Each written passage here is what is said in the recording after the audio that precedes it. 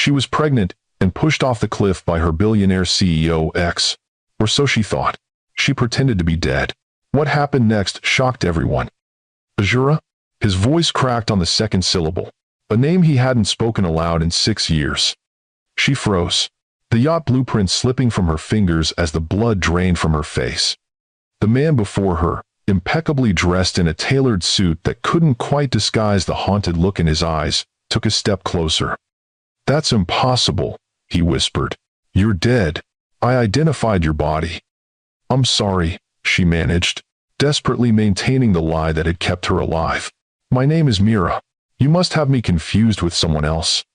But the little girl clinging to her leg looked up with curious eyes identical to the man staring at them both in shock, eyes that made denial impossible.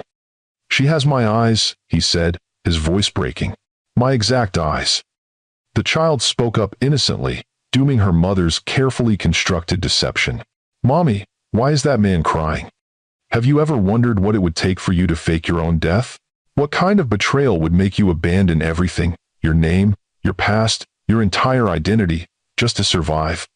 And what would happen if, after years of living in the shadows, the very person you were hiding from suddenly stood before you, not as the monster in your nightmares, but as someone who might have been a victim too?" This is the story of Azura Thorne, a woman who fell from a cliff and chose to let the world believe she died that day. And of Beckett Rhodes, the powerful man she was convinced had tried to kill her and their unborn child. But sometimes, the truth is more twisted than even our darkest fears. Sometimes, the villain in our story is wearing someone else's face. Join me, Mr. Wentworth, as we unravel a tale of deception, betrayal, and the shocking truth that threatens to destroy the fragile new life Azura has built from the ashes of her old one. If you're ready for a story that will challenge everything you think you know about trust, revenge, and second chances, stay with me, and don't forget to like and subscribe to Lux Love Chronicles for more stories that will leave you questioning who the real villains are in the games people play. 6 years earlier, the steady beep of medical monitors was the first sound Azura Thorne heard as consciousness slowly returned to her broken body. The pain was immediate and overwhelming, sharp stabs in her ribs, dull throbbing in her head, and a peculiar numbness in her left leg. Her eyes fluttered open to a sterile hospital room, the harsh fluorescent lights sending daggers through her skull. "She's awake," a female voice said from somewhere to her right. "Azura, can you hear me?" Azura tried to respond, but her throat felt like sandpaper. A straw appeared at her lips, and she gratefully sipped cool water. What happened?" she finally managed, her voice barely a whisper. A woman in a white coat leaned into her field of vision, early 50s. Sharp intelligent eyes behind tortoiseshell glasses, silver-streaked dark hair pulled back in a practical bun. "I'm Dr. Linnea Frost. You fell from Ravens Point Cliff. A hiker found you on the rocks below. It's a miracle you survived." "Fell? No. That wasn't right." The memories came flooding back in disjointed fragments. The argument with Beckett at the cliff's edge, his face contorted with rage when she told him about the pregnancy, his hands on her shoulders, the sudden terrifying sensation of falling backward into nothing but air. "He pushed me," Azura gasped, trying to sit up despite the explosion of pain in her ribs. "Beckett pushed me." Dr. Frost gently pressed her back against the pillows. "Try not to move. You have 4 broken ribs, a concussion, and your left femur was shattered. We've inserted a rod to stabilize it." "My baby," Azura suddenly remembered, her hands flying to her stomach. "I'm pregnant. Is my baby okay?" A moment of hesitation crossed the doctor's face. "I'm sorry, but the trauma was too severe. You lost the baby." The words hit Azura like a physical blow, knocking the air from her lungs. She turned her face away, hot tears spilling down her cheeks as a primal grief washed over her. Beckett had not only tried to kill her, but had succeeded in killing their child. The betrayal was so complete, so devastating that for a moment she wished the fall had killed her too. "The police will want to speak with you," Dr. Frost continued after giving her a moment to process. "If someone pushed you, that's attempted murder." "1. Attempted murder." The words echoed in Azura's mind alongside the image of Beckett Rhodes, technology wunderkind, billionaire CEO of Rhodes Innovations, and the man she had agreed to marry just 3 months ago. The man whose family had made their disapproval of her abundantly clear from the beginning. The man who had looked her in the eyes as he sent her plummeting toward what should have been certain death. "Has anyone been here?" Azura asked, suddenly terrified. "Does Beckett know I'm alive?" Dr. Frost's expression changed subtly, becoming more guarded. "No visitors yet. You were brought in as a Jane Doe. Your injuries were so severe that initial identification wasn't possible." A terrible thought occurred to Azura. If he thinks he killed me, he might try again when he finds out I survived. "You're safe here," Dr. Frost assured her. "Security has been instructed." "You don't understand," Azura interrupted, real fear coursing through her. "The Rhodes family owns half this city. They donate millions to this hospital. Their name is on the West Wing. There's nowhere I can hide from them." Dr. Frost studied her intently, as if making a decision. Then she glanced at the door before leaning closer. "There might be another option," she said, her voice dropping to just above a whisper. "But it would mean giving up everything, your name, your identity, your entire life." "What do you mean?" "What if Azura Thorne did die on those rocks?" Dr. Frost suggested. "What if we declare you dead, create a new identity, and transfer you to a facility where no one would think to look for you?" The proposition was so unexpected, so extreme that Azura could only stare in shock. "You want me to fake my own death? Is that even possible?" "With the right connections and motivation, many things are possible." Dr. Frost replied cryptically. "I have personal reasons for wanting to help someone in your situation, but you would need to decide quickly, before the police are formally involved." Azura's mind raced. Disappearing would mean abandoning everything, her small interior design business that she'd built from nothing, her modest apartment, the few friends she had. But what was the alternative? To live in constant fear, looking over her shoulder, knowing that one of the most powerful families in the country wanted her silenced. "Why would you risk your career to help me?" Azura asked, suspicious despite her desperate situation. Something dark flickered in Dr. Frost's eyes. "Let's just say I understand what it means to be targeted by powerful men who believe they're above consequences. This isn't altruism, Miss Thorne. It's solidarity." 3 days later, while still heavily sedated, Azura Thorne was officially pronounced dead. A body from the morgue, a Jane Doe of similar build and age, was identified as Azura by a grief-stricken Beckett Rhodes, who was too distraught to look closely at the facially disfigured corpse. The death was ruled an accident, the police investigation cursory at best. The Rhodes family's influence ensured minimal scrutiny, and Azura's lack of close family meant no one questioned the hasty cremation that followed. Meanwhile, the real Azura was transferred under heavy sedation to a private medical facility 3 states away, where she would spend the next 6 months recovering from her injuries and preparing for a life that was no longer her own. But the universe has a twisted sense of humor, and fate had one more shock in store. 2 weeks after arriving at the facility, Dr. Frost delivered news that changed everything.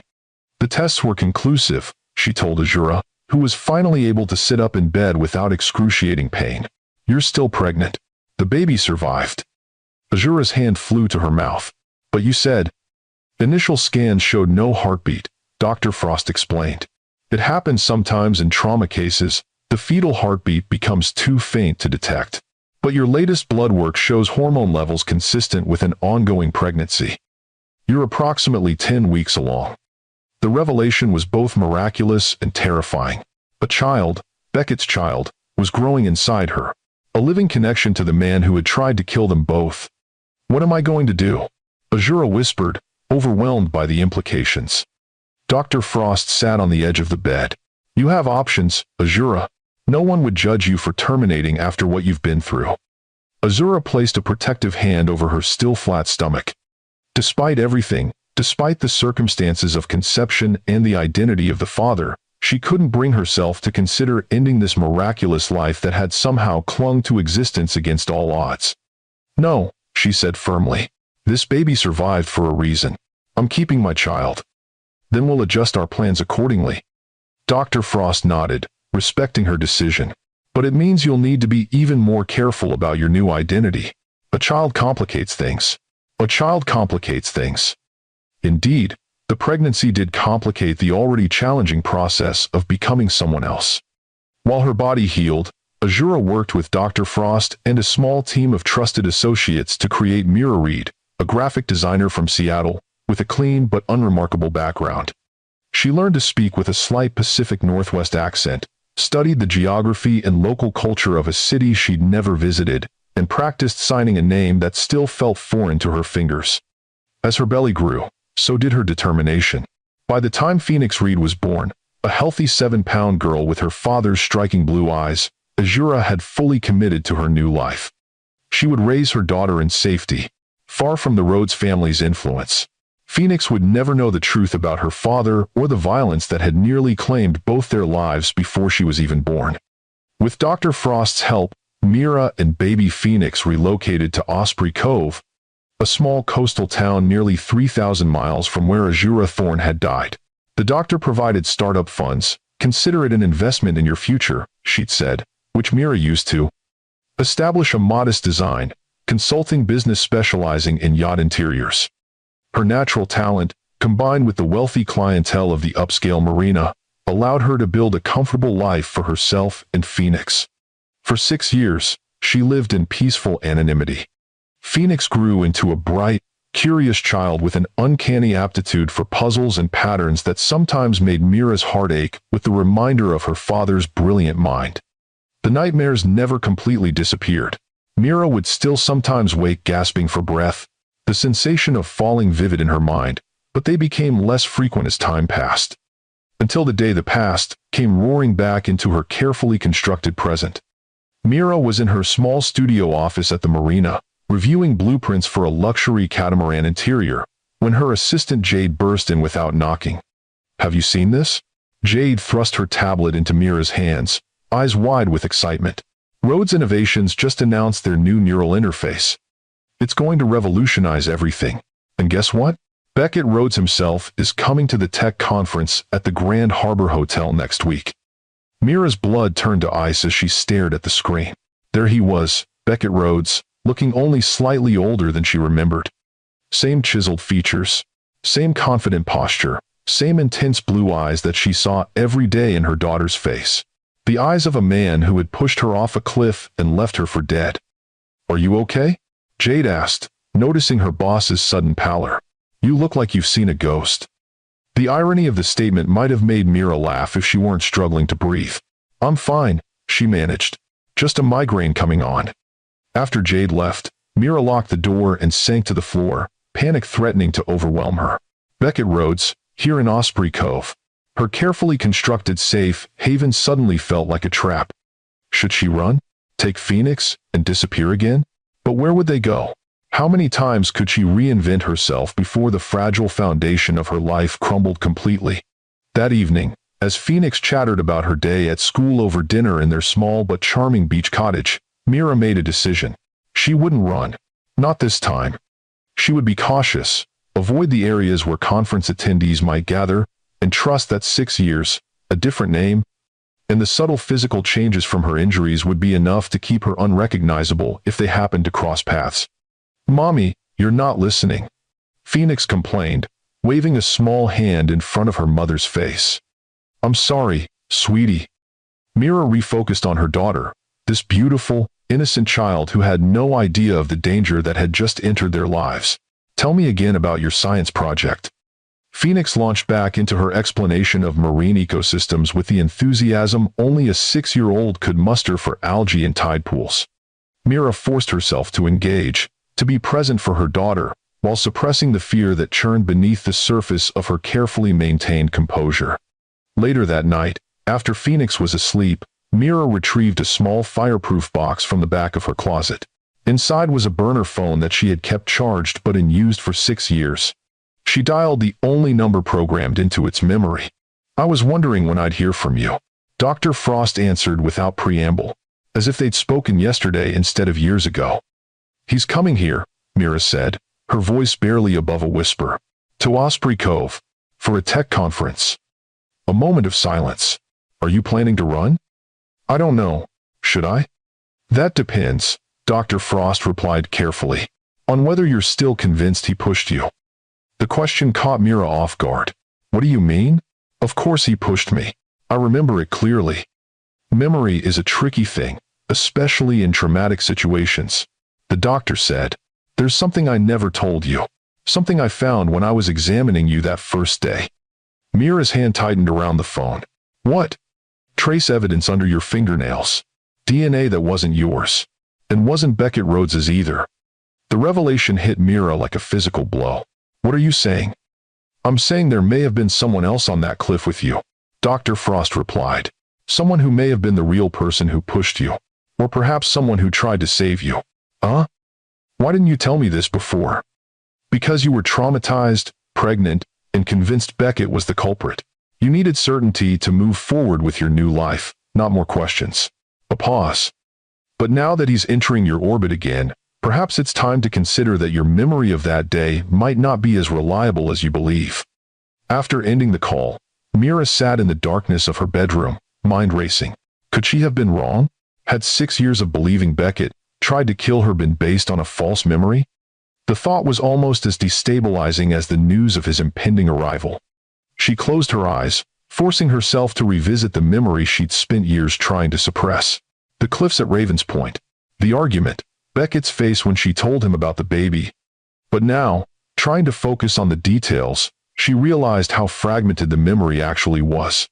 She remembered falling, remembered the sensation of hands on her shoulders, but the rest was a blur of emotion and fear rather than clear recollection. Had her mind filled in the blanks, casting Beckett as the villain, because of the tension that had been building between them in the weeks before? Because of his family's obvious disdain for her? Or was her memory accurate, and Dr. Frost was merely planting seeds of doubt for reasons of her own? The questions followed Mira into uneasy dreams where she fell endlessly while shadowy figures watched from the cliff above. The tech conference began 3 days later, bringing an influx of industry professionals to the normally quiet coastal town. Mira had rearranged her schedule to work from home as much as possible, venturing to the marina only when necessary, and at times when conference attendees were likely to be in sessions. Phoenix, oblivious to her mother's anxiety, was excited by the unusual energy in town and the impressive yachts that had arrived to accommodate the wealthier guests. "Can we go see the big boats this weekend?" she begged as Mira walked her to school Friday morning. "We'll see," Mira hedged, knowing that the marina would be hosting a reception for conference VIPs on Saturday, an event Beckett Rhodes would almost certainly attend. "Maybe we'll drive up the coast instead, visit that tide pool you like." Phoenix's lower lip jutted out in disappointment, but she was quickly distracted by the arrival of her best friend at the school gates. Mira watched her daughter race off, pigtails bouncing, blissfully unaware of the danger that had invaded their sanctuary. With Phoenix safely at school, Mira headed to the marina for an unavoidable meeting with clients who were renovating their yacht's interior. She had timed her visit to avoid the conference's morning break, when attendees might wander the docks, but fate had other plans. As she approached the client's vessel, blueprints tucked under her arm, a familiar voice froze her in place. "The integration capabilities are revolutionary, but the real breakthrough is in the neural response time," Beckett Rhodes was explaining to a small group of admirers as they strolled along the dock just ahead of her. "We've reduced latency to nearly imperceptible levels." Mira's instinct was to turn and flee, but movement would only draw attention. Instead, she ducked her head, allowing her long chestnut hair dyed from its natural honey blonde to obscure her face as she pretended to study her papers. The group was moving away from her. Beckett's back now turned as he continued his impromptu lecture. She might have escaped notice if a sudden gust of wind hadn't torn one of the blueprints from her grasp, sending it skittering across the dock directly into the path of Beckett's entourage. "I've got it," a helpful conference attendee called, chasing after the errant paper and retrieving it just as it threatened to sail into the water. "Here you go, ma'am." "Thank you," Mira murmured, keeping her gaze downcast as she accepted the blueprint. But it was too late. Beckett had turned at the commotion, his eyes landing on her with polite curiosity that quickly transformed into shocked recognition. He faltered mid-sentence, staring at her as if he'd seen a ghost, which, from his perspective, he had. "Excuse me," he said abruptly to his companions. "There's something I need to attend to." Panic surged through Mira as he approached, his expression a mixture of disbelief and intensity. She clutched her blueprints to her chest like a shield, mind racing for an escape route that didn't exist. I'm sorry to bother you," Beckett said when he reached her, his voice carefully controlled though she could see the tremor in his hands. "But have we met before? You seem incredibly familiar." "I don't think so," Mira replied, adopting the slight Pacific Northwest accent she perfected years ago. "I would remember meeting someone like you, Mr. Rhodes." His eyes, those piercing blue eyes so identical to Phoenix's, searched her face with desperate intensity. "You just remind me of someone I knew once." "I have one of those faces," she offered with a forced smile. "Now if you'll excuse me, I have clients waiting." She moved a step around him, but he shifted slightly, not exactly blocking her path but making it clear he wasn't ready to end the encounter. "May I ask your name?" "Mira Reed. I design yacht interiors." She gestured vaguely toward the blueprints in her arms, fighting to keep her voice steady. "Mira," he repeated, studying her as if committing every detail to memory. "Do you mind if I ask how long you've lived in Osprey Cove?" The question sent alarm bells ringing in her mind. Why would he care how long she'd been here, unless he suspected something? "About 6 years," she answered truthfully, seeing no advantage in lying about information that could be easily verified. "Now I really must go. My clients are expecting me." This time, when she moved past him, he didn't try to stop her, but she could feel his gaze following her all the way to her client's yacht. The meeting passed in a blur, Mira going through the motions of professionalism while internally calculating how quickly she could get home, pack essentials, and flee with Phoenix before Beckett could confirm his suspicions. But when she emerged from the meeting 2 hours later, he was waiting on the dock, alone this time, his conference entourage nowhere in sight. "Miss Reed," he called, approaching with determined strides. "I apologize for ambushing you, but I was hoping we might talk." "I'm very busy, Mr. Rhodes," she replied, quickening her pace toward the marina office where Jade and others would be working, witnesses who would make any confrontation too public for comfort. "Please," he said, and something in his voice, a note of raw emotion she remembered all too well, made her pause despite her better judgment. "5 minutes, that's all I ask." "Why?" she challenged, finally meeting his gaze directly. "What could you possibly have to say to a stranger?"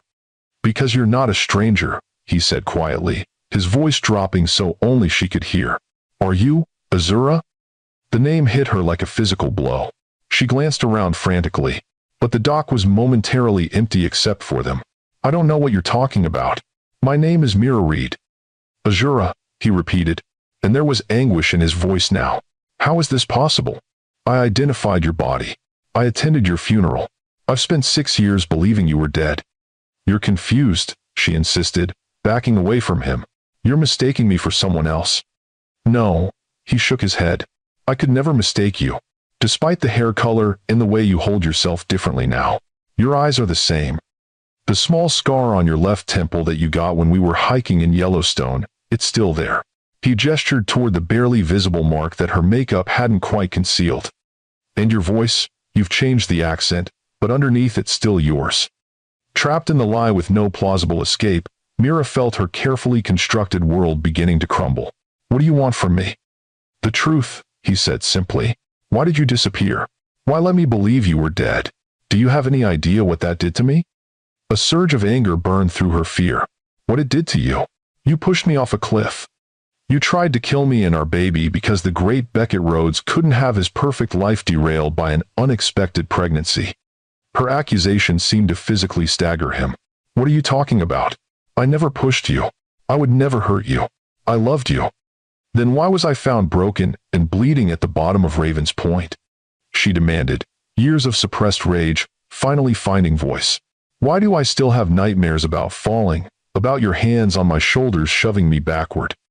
"That's not what happened," he insisted, genuine horror in his expression. "I wasn't even on the cliff when you fell. I was on my way there to meet you when I got the call that there had been an accident." His denial was so convincing, so seemingly authentic that for a moment Mira's certainty wavered. But then she remembered the sensation of falling, the betrayal she'd felt in that moment, and her resolve hardened again. "You're lying," she hissed. "Just like you've been lying to the world for 6 years, pretending to mourn while building your empire on my grave." "Azura, my name is Mira." She cut him off. "Azura Thorne died that day on the cliffs, just like you wanted. Now leave me alone, or I'll call security." She turned to storm away, heart pounding with adrenaline and fear, when his next words stopped her cold. "You were pregnant." Mira froze mid-step, her back still to him. When you fell, you were pregnant." Beckett continued, his voice thick with emotion.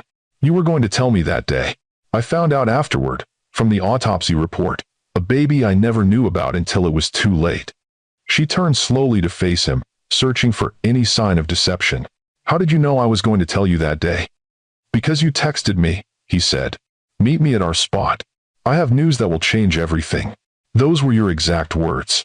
"I assumed you were going to break our engagement. Things had been strained between us for weeks. I never imagined." His voice broke. "I never imagined it was because you were carrying our child." The text. She had sent that text. It was one of the few clear memories she had from that day, composing those words, trying to find the right way to share news that she knew would complicate their already troubled relationship. "If you didn't meet me there," she said slowly, confusion beginning to cloud her certainty, "then who did I argue with on the cliff? Who pushed me?" Beckett's expression darkened. "I have a theory, one that's haunted me for 6 years. But this isn't the place to discuss it." He glanced around the increasingly busy dock. "Please, can we go somewhere private? There's so much you don't know. So much I need to explain." Mira hesitated, torn between the self-preservation instinct that screamed at her to run and the growing seed of doubt about what had really happened that day. "I can't. I have to pick up my daughter from school soon." Something flickered in Beckett's eyes at the mention of a daughter. "Your daughter," he repeated carefully. "How old is she?" Mira realized her mistake too late. "That's none of your business." 6, he calculated aloud, his brilliant mind making the connection immediately. She would be 6 years old. "Stay away from my daughter," Mira warned, real fear coloring her voice. "Whatever happened between us, Phoenix is off limits." "Phoenix," he echoed, a sad smile touching his lips. "You named her after the bird that rises from the ashes." "It's perfect." He took a step closer, his voice dropping to an urgent whisper. "Azura, Mira, please listen to me. You and Phoenix could be in danger. The same danger that nearly killed you 6 years ago hasn't gone away. If I could find you, others might too." "Is that a threat?" "It's a warning," he insisted. "There are things you don't understand, pieces of the puzzle you're missing. Please, just hear me out. For Phoenix's sake, if not your own." The mention of danger to her daughter pierced through Mira's defenses. Whatever had happened between them, whatever Beckett had or hadn't done, Phoenix's safety was her paramount concern. "1 hour," she conceded finally. "Meet me at Lighthouse Park at 4. Come alone, or I won't be there." 1. Relief washed over his features. "Thank you. I'll be there." As she walked away, Mira's mind was in turmoil. Could she have been wrong all these years? Could the memories she built her entire new life around be false? And if Beckett hadn't pushed her that day, who had? The school day ended at 3:15, giving Mira just enough time to collect Phoenix and drop her with Jade, who had often watched the girl when work required Mira's full attention. "Are you sure everything's okay?" Jade asked, noting her boss's distracted demeanor. "You've seemed on edge all week." "Just a difficult client situation I need to handle," Mira assured her. "I shouldn't be more than a couple of hours." I enter. Phoenix was delighted with the unexpected playdate, barely pausing for a goodbye kiss before racing off to examine Jade's collection of seashells. Mira watched her go with a pang of apprehension. Was she making a terrible mistake in meeting Beckett? Should she take Phoenix and run instead? But running would mean starting over again. New names, new town, new school for Phoenix. And if what Beckett said was true, if there was danger she didn't fully understand, running blindly might lead them straight into it. Lighthouse Park was relatively quiet at 4 o'clock, most tourists having departed as the afternoon cooled. Mira found a bench with clear sightlines in all directions, positioned so that no one could approach without her seeing them. Her hand remained in her pocket, fingers wrapped around the small canister of pepper spray she carried everywhere. Beckett arrived precisely on time, alone as promised. He had changed from his conference attire into jeans and a simple navy sweater that reminded her painfully of the man she had fallen in love with years ago, before power and family expectations had created fissures in their relationship. "Thank you for coming," he said, remaining standing at a respectful distance when she didn't invite him to sit. "I wasn't sure you would." "I almost didn't," she admitted. "But you mentioned danger to Phoenix, and that's not something I can ignore." He nodded, his expression grave. "May I?" He gestured to the space beside her on the bench. After a moment's hesitation, she nodded. He sat, maintaining enough distance to keep her comfortable, and stared out at the ocean for a long moment before speaking. "How much do you know about my family?" he asked finally. "I know the road's name opens doors and silences questions," she replied. "I know your mother never thought I was good enough for her precious son. I know your father's company was the foundation for Rhodes Innovations." "Ola, what about my brother?" Mira frowned. "You're an only child." Beckett turned to look at her, genuine surprise in his expression. "No, I'm not. I have a twin brother, Rowan, identical in appearance but very different in temperament and stability." "That's impossible," Mira shook her head. "We were together for over a year. You never mentioned a brother." "Because my family had him erased from public record after his third hospitalization," Beckett explained. "Rowan has severe psychiatric issues, paranoid schizophrenia with violent tendencies that emerged in our teens. The Rhodes family couldn't have that kind of publicity, so he became the family secret, housed in private facilities, kept away from the public eye." Mira stared at him, trying to process this revelation. "You expect me to believe you have a secret identical twin brother that you never once mentioned during our relationship?" "I wanted to tell you," he said quietly, "especially after we got engaged. But my mother, she made it clear that family secrets were to remain secret, even from future spouses, until after the wedding when legal bindings would ensure discretion." "That's insane," Mira scoffed. "Welcome to the Rhodes family," he replied with a bitter smile, "where image is everything and inconvenient truths are buried so deep, even family members start believing the lies."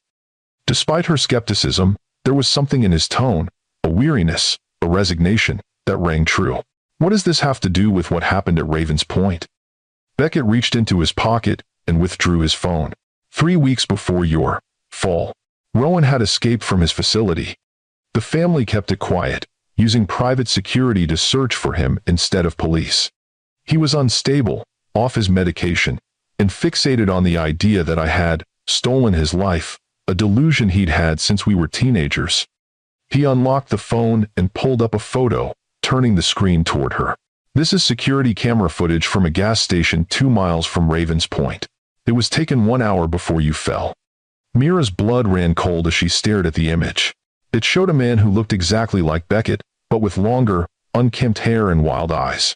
The timestamp confirmed what he was saying. "That day, when you texted about meeting at the cliffs, I was actually in a meeting with the board. My phone was off. By the time I saw your message and headed to Ravens Point, emergency services were already there." His voice broke slightly. "They told me you'd fallen, that it was too late. I never got to say goodbye." "You're saying your brother pushed me?" Mira said slowly, struggling to reconcile this new information with the memory that had defined her existence for 6 years. "That I mistook him for you." "Identical twins," Beckett reminded her gently. "And you'd never seen him before. Had no reason to suspect you weren't meeting me." The possibility was shocking, destabilizing, yet it explained the inconsistencies that had always nagged at the edges of her memory, the strange, almost manic energy of Beckett that day. The way his expressions had seemed subtly wrong, the confusion she'd felt even before the argument began. "If what you're saying is true," she said carefully, "why didn't you tell the police? Why wasn't your brother investigated?" Beckett's expression darkened. "Because by the time I pieced it together, my mother had already handled everything. The official report listed your fall as an accident. Rowan had been quietly returned to his facility. And I was—" He paused, swallowing hard. "I was sedated, nearly catatonic with grief. By the time I emerged from that fog, weeks had passed, and my mother made it clear that dragging up theories would only dishonor your memory and damage the company." "So you just accepted that?" Mira demanded, anger flaring. "You didn't fight for justice?" "I did fight," he insisted. "I hired private investigators, demanded access to Rowan, searched for any evidence that might support what I suspected. But my mother had been thorough. Records were altered or destroyed. Staff were paid for their silence. And Rowan," he sighed heavily, Rowan had been subjected to such aggressive treatment that his memories of that period were completely scrambled, possibly intentionally. The weight of what he was suggesting, a conspiracy orchestrated by his own family, was almost too much to comprehend, yet as outlandish as it seemed, it aligned with what Mira knew of Vivian Rhodes, a woman who had once coldly informed her that the Rhodes family has survived for generations by prioritizing legacy over sentimentality. "Why are you telling me this now?" she asked finally. "After 6 years, why does it matter?" "Because 3 months ago, Rowan was deemed sufficiently stabilized by his doctors and released into supervised outpatient care," Beckett replied, real fear evident in his voice. "And 2 weeks ago, he disappeared again. His handlers think he stopped taking his medication." A chill ran down Mira's spine. "And you think he might come after me? But how would he even know I'm alive?" "He might not," Beckett admitted. "But he's always been obsessed with me, with taking what's mine. If he discovered I was coming to Osprey Cove for the conference, he might follow you here," Mira finished, the implication striking her with horrifying clarity. "Exactly. And if he saw us talking today, if he realized who you are, who Phoenix Island..." Beckett didn't need to complete the thought. The danger was obvious. Mira stood abruptly, panic surging through her. "I need to get to Phoenix. Now. I'll come with you," Beckett offered, rising as well. "No," she shook her head firmly. "I don't know if I believe your story, and even if I do, I'm not ready for Phoenix to meet you. Not yet." Something like pain crossed his features, but he nodded in acceptance. "At least let me give you my private number. Not the one anyone else has, a direct line only to me. If anything happens, if you see anything suspicious, call immediately." After a moment's hesitation, Mira held out her hand for his phone, entering the number into his contacts. "I'm not promising anything beyond keeping Phoenix safe," she warned him. "This doesn't mean I trust you." "I understand," he said quietly. "But Azura, Mira, whatever name you choose, just know that not a day has passed in 6 years that I haven't mourned you. Finding you alive, it's the miracle I stopped believing was possible." His sincerity was disarming, echoing the man she had once loved rather than the monster who had populated her nightmares. But 6 years of living in fear, of building a life around the certainty of his betrayal, couldn't be undone in a single conversation. "I need time," she told him. "Time to process all of this, to decide what I believe." "Of course," he agreed readily. "I'll be at the conference until Sunday. After that, I can arrange my schedule around whatever makes you comfortable." The casual way he referenced rearranging the schedule of one of the world's most influential CEOs, as if nothing could possibly be more important than this conversation, was so characteristic of the Beckett she had known that it sent a pang of recognition through her. "I'll be in touch," was all she committed to before turning to leave. "Azura," he called after her, using the name that still felt like hers despite 6 years of answering to another. "She has my eyes, doesn't she? Phoenix." Mira paused without turning back. "Yes," she admitted. "Exactly your eyes." She didn't wait for his response, striding purposefully toward her car with the desperate need to reach her daughter, to hold Phoenix close and protect her from dangers that suddenly seemed to be closing in from all sides. But as she drove toward Jade's apartment, Mira couldn't shake the feeling that everything she had believed for 6 years might have been built on a misunderstanding, a case of mistaken identity with catastrophic consequences. And if Beckett was telling the truth about his brother, about the family conspiracy to cover up what had really happened that day, then the danger she had been hiding from all these years was still very real. Only now, it wasn't just her life at stake. It was Phoenix's too. If this story of deception, mistaken identity, and possible redemption has caught your attention, please like this video and subscribe to Lux Love Chronicles with Mr. Wentworth. In our next episode, we'll discover if Mira can trust Beckett's incredible story, what really happened on that cliff 6 years ago, and most importantly, whether a mother's fierce protection will be enough to save her daughter from a danger she never saw coming. Sometimes the face of evil wears a mask identical to the face of love, and telling them apart might be the difference between life and death. Mira's hands trembled as she drove toward Jade's apartment, her mind racing with implications of everything Beckett had revealed. A twin brother, a family conspiracy, the possibility that the foundation of her entire new life was built on a case of mistaken identity. It was almost too much to process, Yet the threat to Phoenix gave her no luxury of time for careful consideration. As she pulled into Jade's driveway, she forced herself to take several deep breaths, not wanting to alarm Phoenix with her obvious distress. She had just reached for her phone to text Jade that she'd arrived when she noticed something that made her blood run cold. The front door of Jade's small bungalow was slightly ajar. Jade was meticulously careful about security, especially when watching Phoenix. She would never leave her door open, not even a crack. Fighting rising panic, Mira dialed Jade's number with shaking fingers. From inside the house, she could hear the distant ringing of a phone, but no one answered. She ended the call and dialed 911 instead, explaining the situation in a voice tight with fear. "Please stay in your vehicle until officers arrive," the dispatcher advised. But Mira couldn't wait, not with Phoenix possibly in danger. She grabbed the pepper spray from her purse and approached the house cautiously, every sense on high alert. The neighborhood was quiet, too quiet for the usually lively street where children played and neighbors chatted across fences. "Jade?" she called, pushing the door open wider. "Phoenix?" The living room was in disarray, cushions thrown from the couch, a lamp overturned, Jade's collection of seashells scattered across the floor as if swept from their display shelf in a struggle. Mira's heart hammered against her ribs as she moved deeper into the house. "Phoenix?" she called again, fear making her voice crack. "Baby, are you here?" A muffled sound came from the hallway closet, a whimper or cry quickly silenced. Mira rushed to the door and yanked it open to find Jade crouched inside, arms wrapped protectively around Phoenix. Both were pale with fear, but unharmed. "Mommy!" Phoenix launched herself into Mira's arms, trembling violently. "What happened?" Mira demanded, holding her daughter close while examining Jade's frightened face. "A man," Jade whispered, still huddled in the closet. "He just walked in like he belonged here. Started asking questions about you and Phoenix. When I tried to call the police, he grabbed my phone and smashed it. I managed to get Phoenix into the closet and lock us in. He was still searching the house when you called." "What did he look like?" Mira asked, already dreading the answer. "Tall, dark hair, expensive clothes but worn all wrong somehow. And his eyes?" Jade shuddered. "They were so cold, so empty. Like he wasn't really there behind them. Identical to Beckett in appearance, but fundamentally different in essence.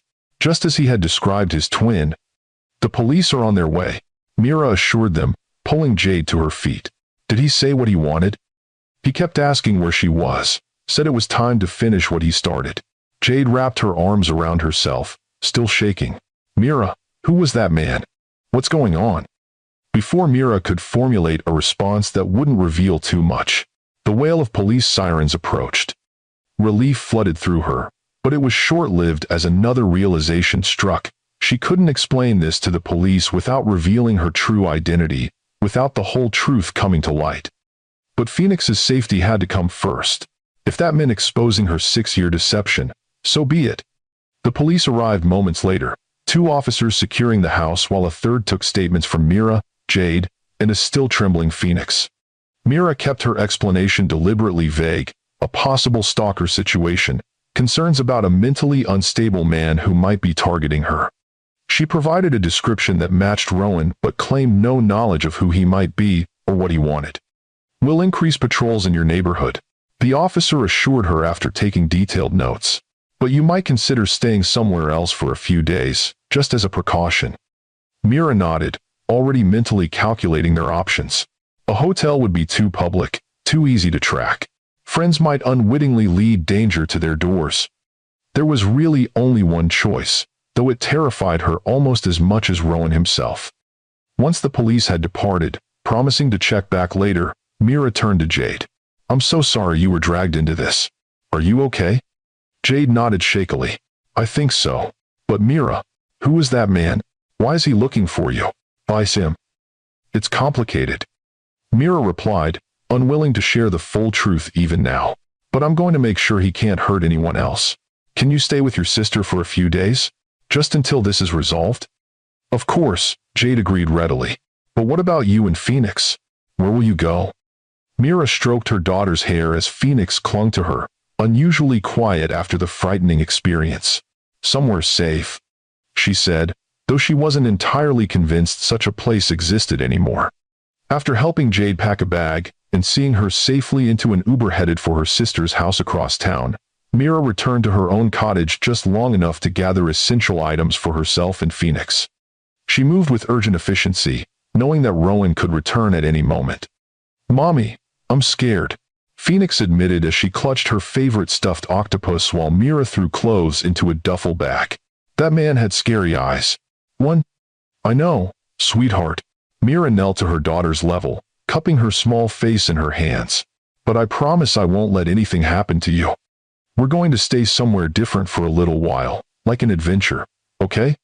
Phoenix nodded solemnly, too shaken to display her usual enthusiasm for new experiences. It broke Mira's heart to see her normally exuberant child so subdued by fear. With their bags packed and loaded into the car, Mira took one last look at the small cottage that had been their sanctuary for 6 years.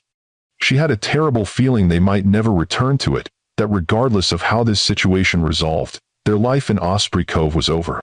Taking a deep breath, she pulled out her phone and dialed the number Beckett had given her earlier that day. He answered on the first ring. "Azura? What's wrong?" The genuine concern in his voice helped solidify her decision. "He was here, Rowan. He came looking for us at my friend's house where Phoenix was staying." A sharp intake of breath. "Are you both okay?" "Yes, but scared. The police came, but..." She hesitated, still not fully trusting him despite the mounting evidence supporting his story. "We need somewhere safe to stay. Somewhere he won't think to look." "My suite at the Grand Harbor," Beckett offered immediately. "It has separate bedrooms and top-tier security. No one gets in without being cleared." "I don't know." "Azura," he said gently, using her real name with a familiarity that still felt strange after 6 years as Mira. "I understand your hesitation, but right now, Rowan is the real threat. Let me help protect you and Phoenix." The mention of Phoenix tipped the scales. Whatever history lay between them, whatever truths or lies had shaped the past 6 years, her daughter's safety had to come first. "Text me the details," she conceded. "We'll be there in 20 minutes."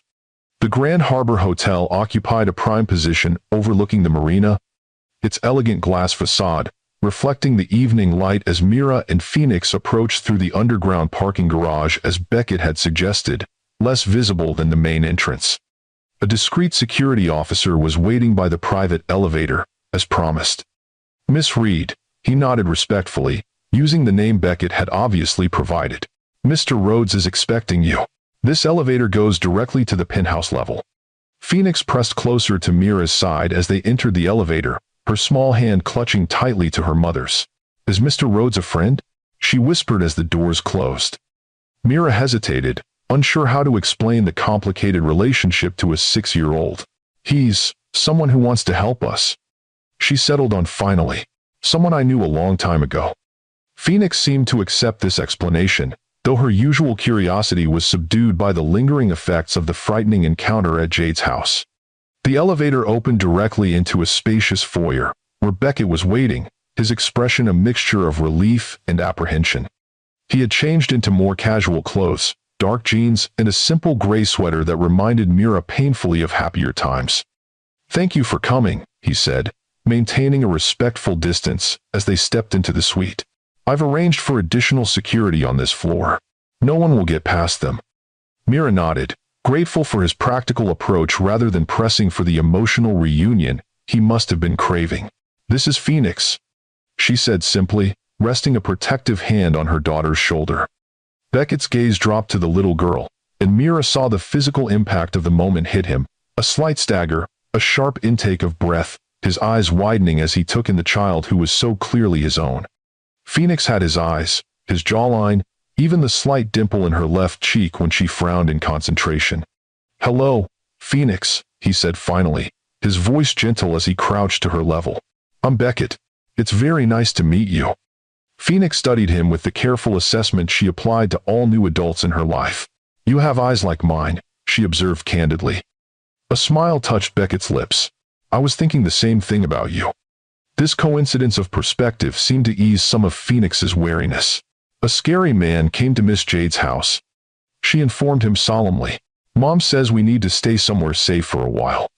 "That's right," Beckett nodded, matching her serious tone. And this is a very safe place. There are special locks on the doors and people downstairs making sure no scary men can come in. Phoenix considered this, then asked the question that had clearly been troubling her. Why does he want to find us? Did we do something wrong? No, sweetheart, Mira interjected quickly. You didn't do anything wrong at all. The scary man is confused. Beckett added carefully. He sometimes gets mixed up about things and people, but the important thing is that you and your mom are safe here. Phoenix nodded, seemingly satisfied with this explanation for now. I'm hungry, she announced. Emotional resilience of childhood, asserting itself as basic needs, took precedence over fear. I ordered room service. Beckett gestured toward the dining area, where covered dishes waited. I wasn't sure what you'd like, so there's a selection. Thanks. As Phoenix moved toward the food, momentarily distracted by the impressive spread, Beckett turned to Mira with a more serious expression. We need to talk, he said quietly. About Rowan, about what happens next.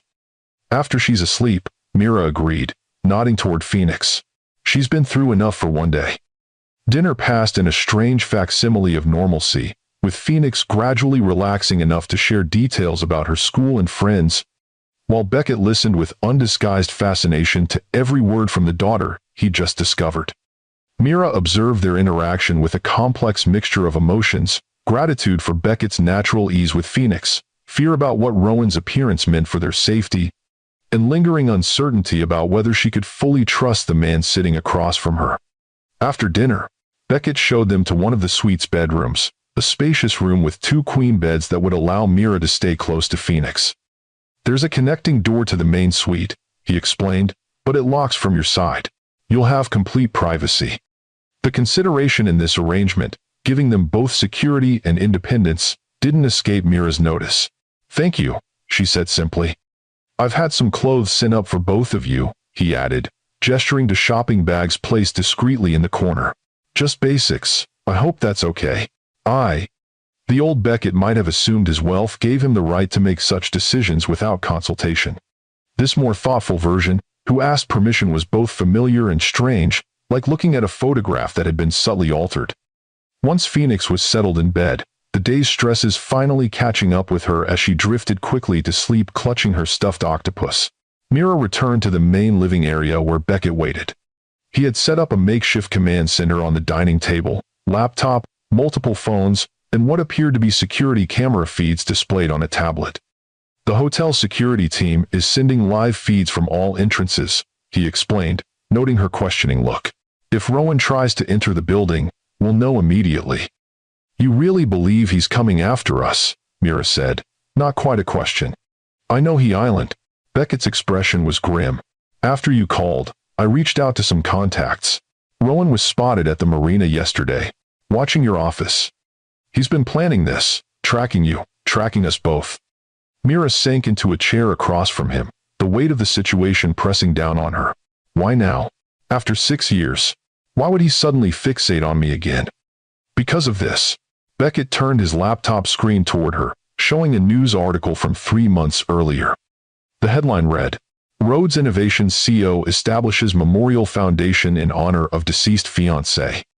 I created a foundation in your memory, he explained, a flush of embarrassment coloring his cheeks, to fund arts education for underprivileged youth. You always said that having access to art classes was what saved you after your parents died. The thoughtful gesture, remembering something so personal about her after all these years, momentarily disarmed Mira. I don't understand what this has to do with Rowan. According to his doctors, the announcement triggered an obsessive episode. He became convinced that I was still holding on to you, and that he needed to free me from your ghost. Beckett ran a hand through his hair, a gesture of frustration she remembered well. When he learned I was coming to Osprey Cove for the conference, something must have connected in his mind. Or someone told him I was alive, Mira suggested. The suspicion she'd been harboring finally voiced. Someone like your mother. Beckett's expression darkened. That's not impossible. My mother has always had her own agenda where Rowan is concerned. She visits him regularly, ostensibly out of maternal duty, but I've always suspected there's more to it. Your mother never wanted me in your life, Mira reminded him. She made that abundantly clear from the beginning. If she somehow discovered I was alive, She might see Rowan as a convenient solution to a problem that resurfaced unexpectedly. Beckett finished grimly. It fits her particular brand of manipulation, maintaining plausible deniability while orchestrating chaos from a distance. The casual way he acknowledged his mother's potential involvement in a plot against her life was chilling. You really believe she's capable of that? Vivian Rhodes considers the family legacy paramount, above all else, above happiness, above ethics, certainly above love. His voice was bitter with the weight of personal experience. She spent decades curating the Rhodes image. And you, he hesitated, you represented an unpredictable variable. Someone not bound by her rules or intimidated by her influence. Someone who might encourage her son to prioritize his own happiness over the family business.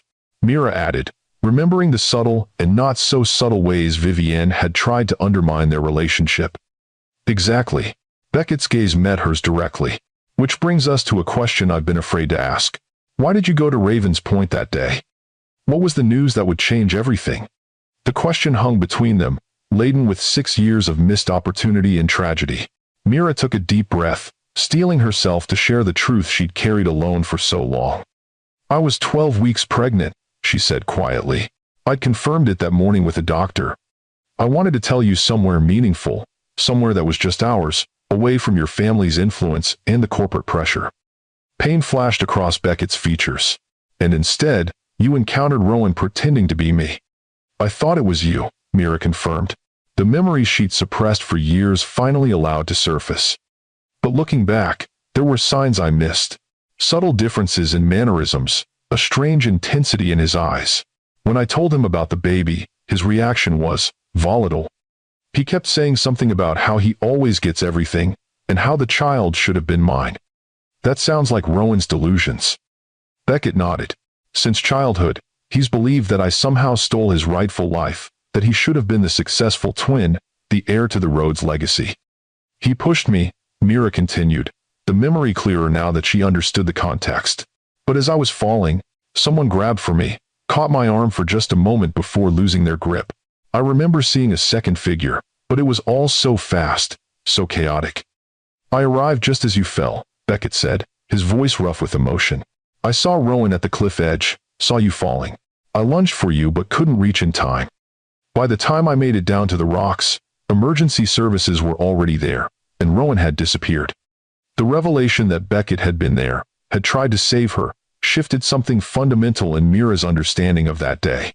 For 6 years, she believed he had pushed her, had wanted her, and their child dead. The truth, that he had tried desperately to save them, was almost too painful to absorb. Why didn't you tell the police? She demanded, a flare of anger breaking through her shock. Why let everyone believe it was an accident? I tried, he insisted, leaning forward with urgency. But by the time I regained consciousness at the hospital— What do you mean, regained consciousness? After I thought you died, I apparently became hysterical. The paramedics sedated me. When I woke up hours later, my mother was there with our family lawyer. They told me you were gone, that your body had been identified, that arrangements were being made. I was still in shock, barely functional. And Rowan? Back in his facility, according to my mother. She claimed he'd had a psychotic break, had no memory of what happened, and that pursuing charges would only result in traumatic publicity with no justice for your death. Beckett's voice cracked on the last words. She convinced me that honoring your memory meant moving forward, not dwelling on a tragedy that couldn't be undone. So you just accepted that, Mira said flatly. No, he shook his head firmly. I spent months investigating privately, trying to build a case against Rowan, trying to understand why he had targeted you specifically. But every lead disappeared, every potential witness changed their story, every piece of evidence somehow vanished before I could document it. Your mother's influence. Almost certainly, Beckett's expression hardened. It was only years later that I began to suspect how deep her manipulation went, that she might have known about Rowan's obsession with you and deliberately failed to warn either of us. The scope of the conspiracy Beckett was suggesting was staggering, a mother willing to risk her son's fiancé's life, rather than accept her as part of the family. Yet Mira had experienced Vivienne's cold calculation firsthand, had seen the lengths to which she would go to maintain control over her son's life. If what you're saying is true, Mira said slowly, then your mother might be helping Rowan even now. It's more than possible, Beckett agreed grimly. Which is why we need to be extremely careful about our next steps. What are our options? We could go to the police, tell them everything, your real identity, what happened 6 years ago, Rowan's history. But without concrete evidence, it would be our word against my mother's, and the Rhodes family influence runs deep, even here. And it would mean exposing Phoenix to public scrutiny. Mira added, the thought making her physically ill. The media would have a field day, the dead fiancé returning with the secret heir to the Rhodes fortune. Exactly. Beckett hesitated, then continued cautiously. There's another option. I have a private security team. I trust implicitly, people who owe their loyalty to me, not my family. They could relocate you and Phoenix somewhere safe while I deal with Rowan and my mother.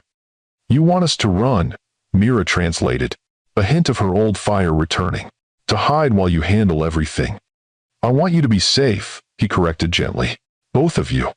I've been hiding for 6 years, Beckett. I'm tired of running, tired of looking over my shoulder, tired of living a lie. She straightened, decision crystallizing. Whatever happens next, I want to face it directly. Phoenix deserves a mother who stands her ground, not one who keeps disappearing at the first sign of trouble. A smile ghosted across his lips, pride, respect, and something else she wasn't ready to name. You always were the strongest person I knew. Before she could respond, Beckett's phone chimed with an alert. He glanced down at the screen, his expression immediately shifting from reminiscence to sharp focus. Security alert, he explained, tapping rapidly on his tablet to bring up camera feeds. Someone's attempting to access the service elevator using a staff keycard that was reported missing an hour ago. Mira moved to his side, watching as the security camera showed a figure in a hotel uniform standing at the service elevator, head carefully angled away from the camera. Is it him? She asked, though she already knew the answer. It's Rowan, Beckett confirmed grimly. Security is responding, but we should prepare for the possibility that he might make it up here. He pulled open a drawer and removed a handgun, checking it with practiced efficiency. You keep a gun in your hotel room? Mira asked, startled. After 6 years believing my brother murdered the woman I loved. I don't take chances, he replied simply. Stay with Phoenix. Lock the bedroom door. I'll handle this. No. Mira shook her head firmly. We face this together. I need to know the truth, need to look him in the eye and understand why he tried to kill me, why he's still hunting me after all this time. Azura, it's too dangerous. Rowan is unstable, unpredictable, and I've spent 6 years becoming someone who doesn't back down from threats. She interrupted. I'm not the same woman who fell from that cliff, Beckett. I won't hide in the bedroom while you risk your life for us. Their standoff was interrupted by another alert from the tablet, the security team reporting that the suspect had escaped the service area before they could apprehend him. He knows we're on to him, Beckett said, moving quickly to secure the suite's main entrance. He'll try another approach. As if summoned by his words, a soft knock came at the door, not the forceful pounding of security or the aggressive entry they'd expected, but a gentle, almost hesitant rap. Room service, called a voice that was eerily similar to Beckett's, but with subtle differences. A slightly higher pitch, a faint tremor underlying the words. Beckett and Mira exchanged glances, silent communication passing between them with surprising ease despite their years apart. He moved to position himself beside the door, gun ready but out of sight, while Mira stepped to the side, grabbing a heavy crystal vase as an improvised weapon. We didn't order anything, Beckett called through the door. Complimentary champagne, the voice replied. For the tech conference keynote speaker. Leave it outside. I'll get it later. A pause. Then, I know she's in there, brother. I can feel her presence. You can't hide her from me forever. The pretense abandoned, Rowan's voice took on a more manic quality that sent chills down Mira's spine. Beckett tensed, his finger moving to the gun's trigger guard. Rowan, you need help, he said firmly. Let me call your doctors. We can work through this together. A harsh laugh echoed through the door. Always the reasonable one. Always the good son. Did you tell her how you stole my life?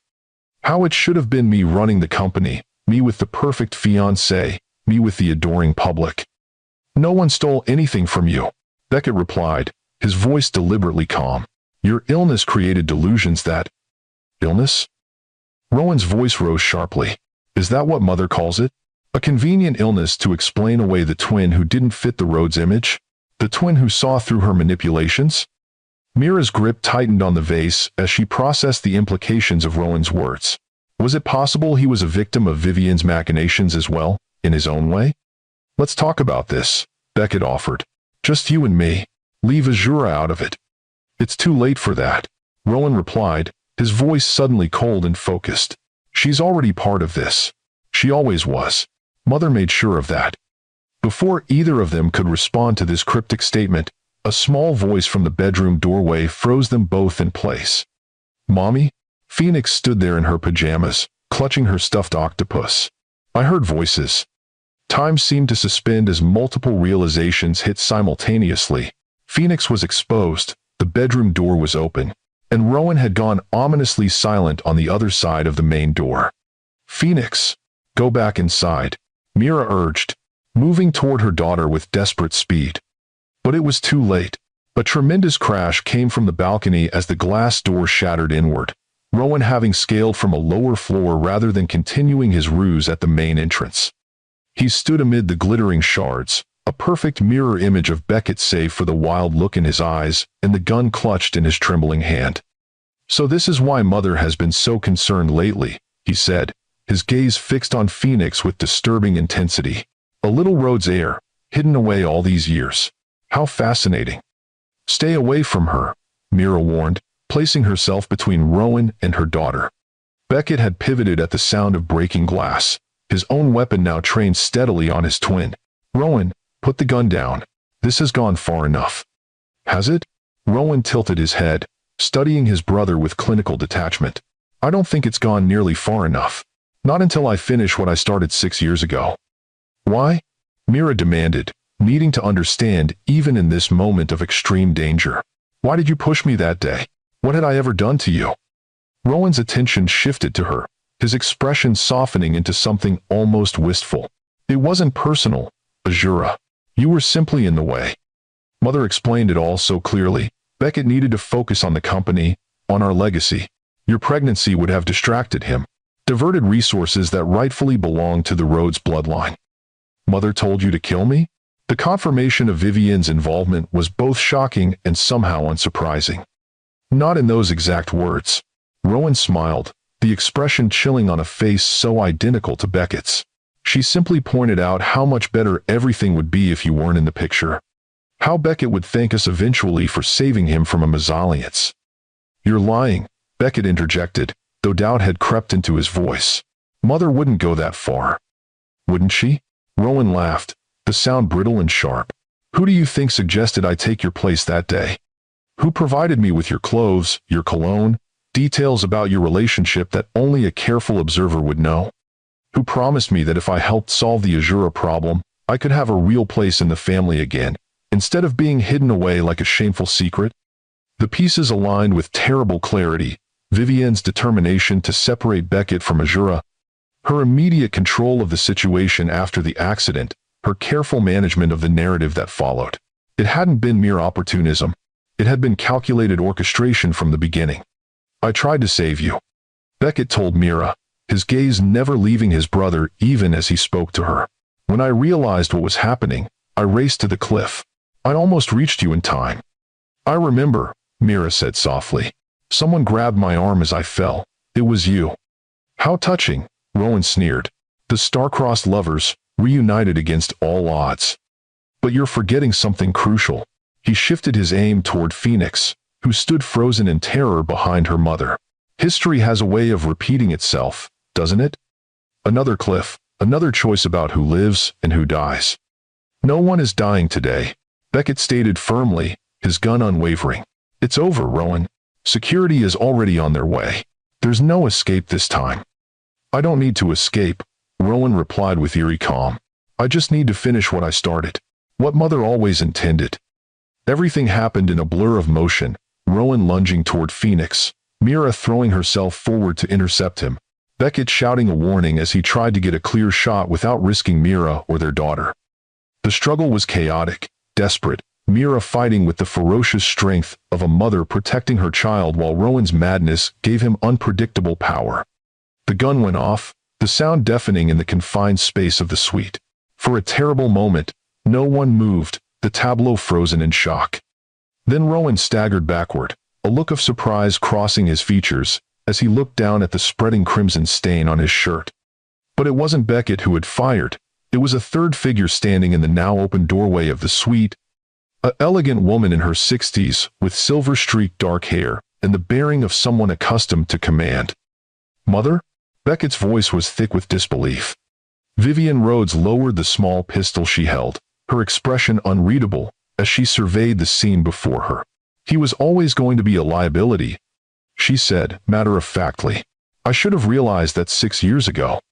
Rowan collapsed to his knees, one hand pressed to his wound, the other still weakly gripping his gun. "You promised," he gasped, looking up at Vivian with betrayal in his eyes. "You said I could come home if I fixed your mistakes." "My dear boy," Vivian replied, her tone almost gentle despite the coldness in her eyes. "You were the mistake, one I've spent far too long trying to manage." "You set him up," Mira realized, holding Phoenix close as she stared at the woman who had orchestrated her nightmare. 6 years ago, and again now. "You knew I was alive, knew where to find me. You manipulated Rowan into coming after me again." "Necessity often requires difficult choices," Vivian said calmly. "Rowan's obsession with destroying his brother's happiness made him useful once.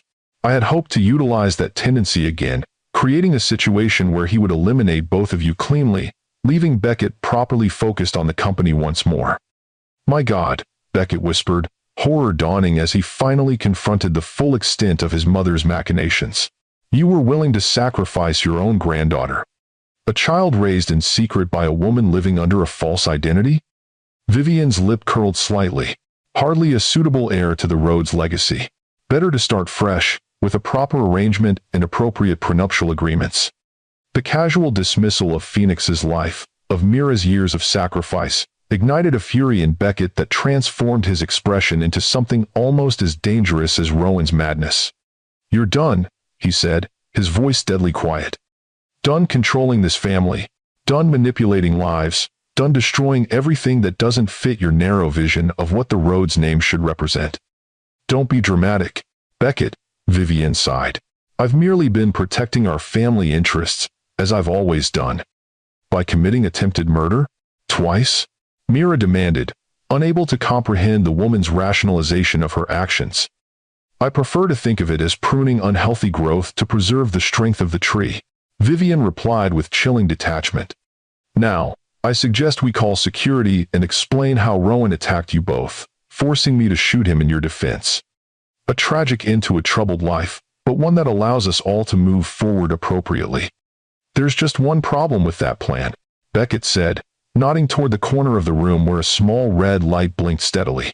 "Every word of this conversation has been recorded. Every admission, every threat, every callous dismissal of human life in favor of your precious legacy."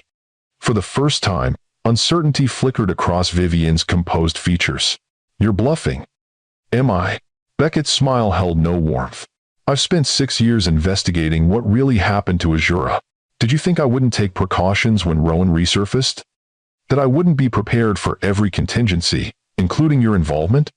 The standoff was interrupted by the arrival of hotel security, followed closely by police responding to the report of gunshots.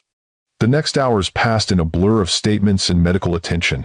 Rowan rushed to surgery with a non-fatal wound, Vivian taken into custody despite her imperious protests, Mira and Phoenix examined by paramedics, though thankfully neither had been physically harmed.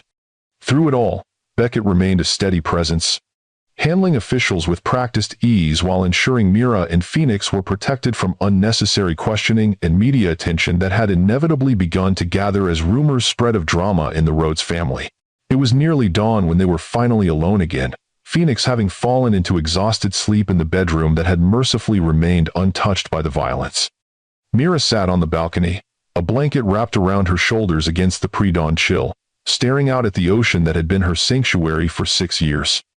Beckett joined her silently, offering a cup of tea which she accepted with grateful hands.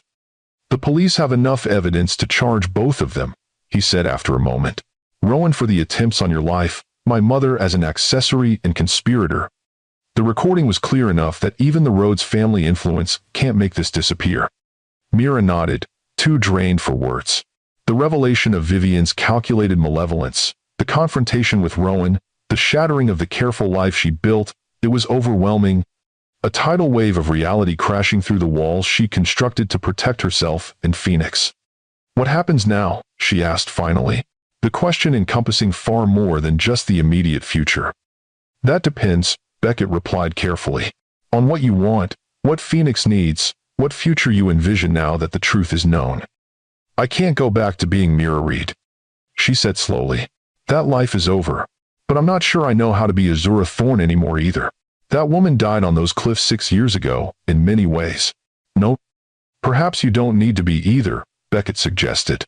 "Perhaps you can be someone new, someone who carries the strength you found as Mira and the dreams you had as Azura."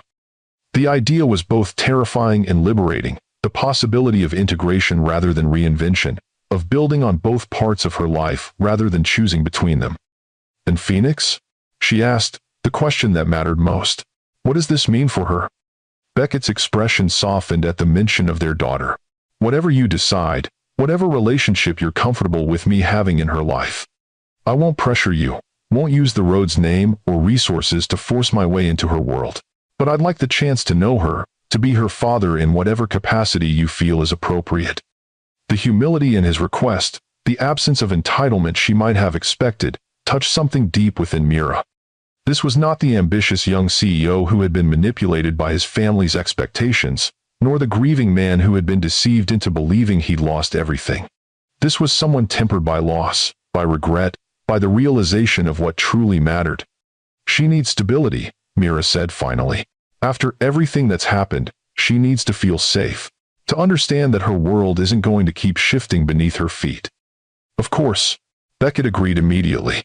"We can take things slowly, at whatever pace works for both of you." "And us?" she asked, finally voicing the question that hung between them. "What happens to us, Beckett?" He met her gaze directly, the intensity in his blue eyes, Phoenix's eyes, unwavering. "6 years ago, I lost the future I wanted more than anything. I lost you, lost our child, lost the life we might have built together. I've spent every day since then trying to understand what happened, trying to honor the memory of what we had." He paused, choosing his words carefully. "I won't pretend those years didn't change me, didn't change you. We're different people now. But the core of what I felt for you, that hasn't changed. I spent 6 years hating you." Mira admitted quietly. 6 years believing you tried to kill me, that you valued your company more than our child. That hatred became a foundation I built my new life upon." "I understand," he said, acceptance rather than hurt in his voice. "And I don't expect that to disappear overnight, if ever." "But it wasn't real," she continued. "It was based on a lie, a manipulation so elaborate that I never questioned it. And now I'm left wondering what's true, what's genuine in how I feel." "Perhaps we both need time," Beckett suggested. "Time to process the truth, to adjust to this new reality. Time to discover who we are now, without lies or manipulation between us." Mira nodded, grateful for his understanding. "I'd like that. A chance to know you again, as we are now, not as we were then." As the first rays of sunrise broke over the horizon, casting golden light across the ocean, Mira felt something shift within her, not forgiveness exactly, for there was nothing to forgive Beckett for. But perhaps the beginning of healing, of accepting that the past was more complex than she had believed, and the future more open than she had dared to hope. 6 months later. The beachfront property just outside Osprey Cove was smaller than the Rhodes family estate but infinitely more welcoming, a modern home with walls of glass that embraced the natural beauty of its surroundings rather than imposing upon it. Phoenix had her own wing, decorated according to her exacting specifications with an ocean-themed bedroom and adjoining laboratory where her scientific curiosity could flourish. Azura, who had reclaimed her name, while maintaining Mira as a professional identity for her design business, stood on the deck watching Phoenix and Beckett on the beach below. Their heads bent together as they examined something in a tide pool. The past months had brought monumental changes, Vivian and Rowan both imprisoned awaiting trial. The Rhodes family business restructured under new leadership after Beckett stepped down as CEO to focus on humanitarian technology initiatives and the gradual, careful building of a new family dynamic that honored truth while creating space for healing. They're cataloging sea creatures again, observed Dr. Linnea Frost, joining Azura on the deck with 2 glasses of iced tea. Phoenix is determined to create the most comprehensive tide pool inventory on the West Coast, with the most sophisticated database a 6-year-old has ever designed. Azura added with a smile, accepting the drink gratefully. Beckett's been teaching her coding. It's terrifying how quickly she picks it up. The doctor had become a regular presence in their lives since the truth emerged, her early role in saving Azura and Phoenix creating a bond that had deepened into genuine friendship. It was Linnea who had helped Azura navigate the complex legal and emotional process of reclaiming her identity while protecting Phoenix from media scrutiny. "How are you feeling about the trial next month?" Linnea asked, her professional instincts for emotional well-being never entirely absent. "Nervous," Azura admitted. "Testifying means publicly acknowledging everything, the fall, the deception, the years in hiding. Phoenix will have questions I'm not sure I'm ready to answer." "Children are remarkably adaptable," Linnea reminded her, "especially when they feel secure in being loved. And that child has never doubted your love for a moment." Below them, Phoenix had apparently made an exciting discovery, judging by her animated gestures and Beckett's impressed response. The ease between them, the natural bond that had formed despite their years apart, was both beautiful and bittersweet to witness. "And Beckett?" Linnea inquired carefully. "How are things progressing there?" A complicated question with an equally complicated answer. The past 6 months had been a deliberate, cautious rebuilding, weekly family dinners, evolving into more frequent time together, professional collaboration on a charitable foundation merging their respective skills, and most recently, tentative steps toward rekindling the personal connection that had never fully died despite years of separation and misunderstanding. "We're taking it slowly," Azura replied, a smile touching her lips as she watched him lift Phoenix onto his shoulders for a better view of a distant pelican, building something new rather than trying to resurrect what was lost. "Wise approach." Linnea nodded approvingly, though I've rarely seen 2 people more clearly meant to find their way back to each other. Before Azura could respond to this observation, Phoenix and Beckett were making their way up the beach path toward the house, their daughter racing ahead with a jar containing her latest marine specimen. "Mom, Dr. Linnea, look what we found," Phoenix exclaimed, carefully displaying a small, brilliantly colored sea star. "It's a juvenile Pateria miniata. Dad says they're uncommon in tide pools because they usually stay in deeper water." "That's wonderful, sweetheart." Azura examined the creature with appropriate admiration. "Remember, we need to return it to the ocean after you've documented it." "I know." Phoenix nodded seriously. "Dad already helped me take pictures for my database. Can we have lunch now? I'm starving." "Why don't you help Dr. Linnea set the table?" Azura suggested. "I made your favorite sandwiches." As Phoenix led the doctor inside, chattering enthusiastically about their morning discoveries, Beckett joined Azura on the deck. The past months had changed him too, the corporate polish replaced by a more relaxed demeanor, stress lines eased from his face, a quiet contentment that hadn't been there even in their early days together. "She's going to be a marine biologist," he predicted with obvious pride. "Or possibly the next great technology innovator. Or both simultaneously, knowing Phoenix. She certainly has the determination for it," Azura agreed. "And the intelligence." "She gets that from you," Beckett said, his gaze warm as it rested on her face. "The relentless pursuit of understanding, the refusal to accept limitations." "And the stubborn streak? The absolute certainty that her way is the right way?" Azura raised an eyebrow teasingly. "That's all you, Rhodes." "Huh?" He laughed, the sound still something of a novelty after years of grief and guilt. "Fair enough, though I prefer to call it focused conviction." The easy banter between them was relatively new, a sign of growing comfort, of walls carefully lowered as trust rebuilt itself day by day. They stood in companionable silence for a moment, watching the ocean waves, before Beckett spoke again. "I have something for you," he said, reaching into his pocket. "Something I've been holding on to for 6 years." He opened his palm to reveal a small velvet box, worn at the edges from years of handling. Azura's breath caught as she recognized it, the ring box he'd given her the day of their engagement, containing the sapphire and diamond ring that had been lost in the fall. "You kept it all this time?" "It was the only tangible piece of you I had left," he admitted. "During the worst days, when the grief seemed unbearable, holding this was the only thing that helped." He opened the box to reveal not the original ring as she'd expected, but something new, a platinum band set with 3 stones, a larger sapphire flanked by 2 smaller diamonds. "This isn't a proposal," he clarified quickly, seeing her surprise. "At least, not the traditional kind. It's more of a promise, a new beginning." "Beckett, the stones represent our past, our present, and our future," he explained. "The sapphire for what we once had, the diamonds for what we're building now. You, me, and Phoenix as a family, whatever form that takes." The thoughtfulness of the gesture, the respect for her need for autonomy even as he expressed his own hopes, touched Azura deeply. 6 years ago, she might have expected grand gestures and public declarations from Beckett Rhodes. This private moment, this careful offering of possibility rather than presumption, spoke volumes about how they had both grown.